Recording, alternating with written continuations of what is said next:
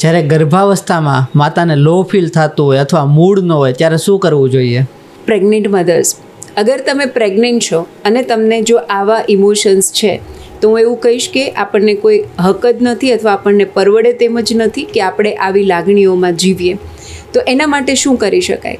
તો આ અવસ્થામાં જ્યારે વાંચીએ છીએ ત્યારે મનમાં બહુ બધા વિચારો ચાલતા હોય. એટલે અત્યારે કેવી રીતે વાંચવાનું છે? મોટેથી વાંચવાનું છે અને નાટ્યાત્મક રીતે વાંચવાનું છે. ધારો કે તમે મહારાણા પ્રતાપની વાર્તા વાંચો છો, મહારાણા પ્રતાપે પોતાની તલવાર ખેંચી, એટલે એમ પોતે એક એક્શનમાં આવીને નાટ્યાત્મક રીતે વાંચો, મોટેથી વાંચો અને એમાં એના મય થઈને વાંચો, જેથી કરીને તમારા મનમાંથી જે પેલી લાગણીઓ છે ને એ આપોઆપ ખરી પડશે. બીજું, મ્યુઝિક સાંભળવા કરતાં ગાવાનું છે અને મોટેથી ગાવાનું છે ને એવા આત્મવિશ્વાસ સાથે કે હું જ લતા મંગેશકર છું, એ આત્મવિશ્વાસ સાથે મોટેથી ગાવાનું છે. હાલરડા હોઈ શકે, ભજન હોઈ શકે, શ્લોક હોઈ શકે અને સૌથી સારું બાલગીતો. જો તમે બાલગીતો ગાઓ છો તો આપોઆપ એની સાથે અભિનય આવશે. નાના હતા ત્યારે આપણે કરતા હતા ને, નાચો મારા મોરલા.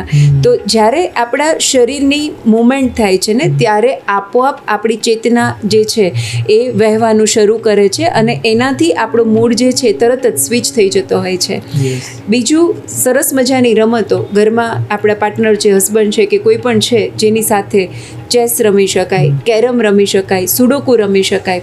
તો એમાં આપણે પોતાની જાતને ઇન્વોલ્વ કરી શકીએ. સંગીતના સાધનો વગાડી શકાય, ઢોલ, તબલા, ગિટાર, વાયોલિન, જે પણ કંઈ તમને આવડે છે. ને કંઈ ના આવડે તો 2-3 ઘરનામાંથી ડબ્બા લઈને પણ વગાડી શકાય. સરસ મજાનું ગાતા જઈએ, વગાડતા જઈએ. અને આસપાસ જો બાળકો છે તો બાળકો સાથે રહેવાથી બાળકોની ચેતના ખૂબ શુદ્ધ હોય છે અને બાળક સાથે રહેવાથી આપણે જે ભાવનાત્મક સ્તર છે ને તરત જ અપલિફ્ટ થતું હોય.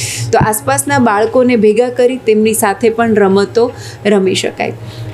આ બધા જ એટલા અક્ષીર રસ્તાઓ છે કે જેનાથી તરત જ પોતાની લાગણીઓને આપણે સ્વિચ કરી શકીએ.